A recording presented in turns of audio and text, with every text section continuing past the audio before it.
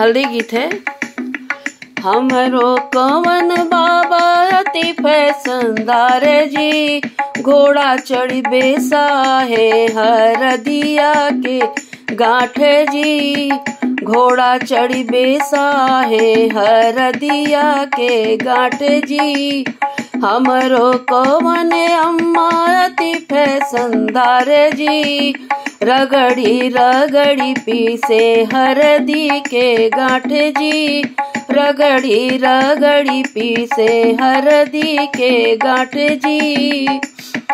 हमरो जे बाबा अपन बाबा घोड़ा चढ़ी आवे जी, हमरो जे बाबा अपन बाबा अति फैशनदार जी, घोड़ा चढ़ी बेसा है हरदिया के गांठे जी, घोड़ा चढ़ी बेसा है हरदिया के गांठे जी।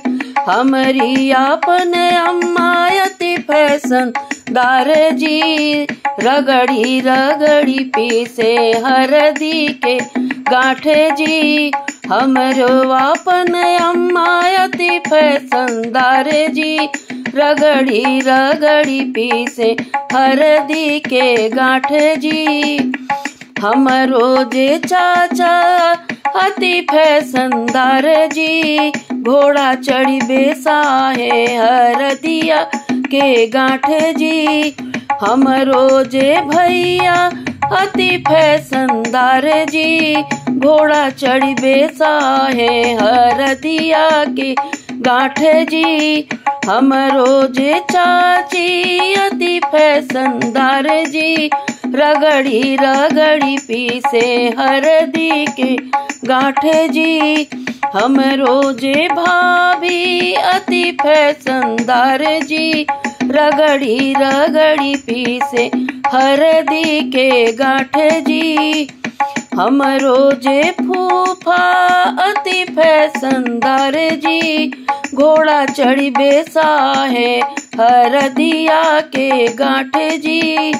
हमरो जे जीजा अति फैशनदार जी, घोड़ा चढ़ी बेसा है हरदिया के गांठे जी।